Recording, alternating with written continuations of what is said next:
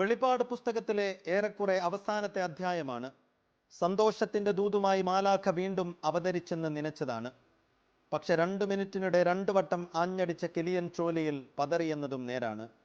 Dutch ചോലിയും Croatian പേമാരിയും താണ്ടിയതിൻ്റെ ഉൾക്കരുത്ത് അപ്പോഴും ബലം തന്നതാണ്.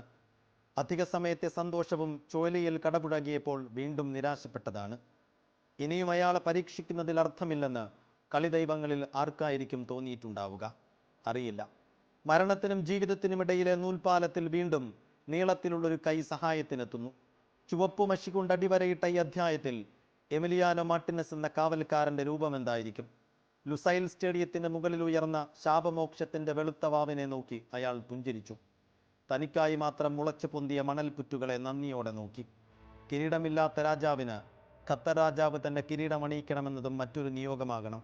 കാലവും ചരിത്രവും പിന്നെ അമീറും ചേർന്ന് ഫുട്ബോളിൻ്റെ പുതിയ ഖലീഫയ്ക്ക് തങ്ക കസവുള്ള മേലങ്കി ചാർത്തി. കാത്തിരിപ്പിൻ്റെ നോവും വേദനകളുമെല്ലാം അലിഞ്ഞില്ലാതായ നീലാകാശത്തേക്ക് ലിയോണൽ മെസ്സി മോഹക്കപ്പുയർത്തി. തുകൽ പന്തിൻ്റെ ആത്മാവ് തേടിയുള്ള ഒരു റൊസാരിയോക്കാരൻ്റെ തീർത്ഥയാത്ര ഇവിടെ പൂർണ്ണമാകുന്നു.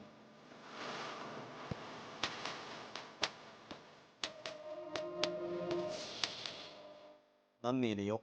കരിയറിൻ്റെ ഫുൾ ടൈമും എക്സ്ട്രാ ടൈമും അവസാനിച്ചിട്ടും ഷൂട്ട് ഔട്ട് വരെ ക്ഷമയോടെ കാത്തുനിന്നതിന്, തലമുറകൾക്ക് പകരാനുള്ള അതിശയ പ്രചോദനമായതിന്, ആനന്ദിപ്പിച്ചതിന്, മരുഭൂമിയിലെ മരുപ്പച്ചയായതിന്, വള്ളിപുള്ളി പിഴക്കാതെ ഇതിഹാസമെന്ന് ഉറക്കെ വിളിക്കാൻ കാരണമായതിന്, പുള്ളാവൂർ പുഴയിലെ അടിയൊഴുക്കിനെ അതിജയിച്ച് നടുവിൽ തന്നെ തല ഉയർത്തി നിന്നതിന്, അറബി നാടിന് പറഞ്ഞാൽ തീരാത്ത കഥകൾ സമ്മാനിച്ചതിന് എല്ലാറ്റിനും നന്ദി.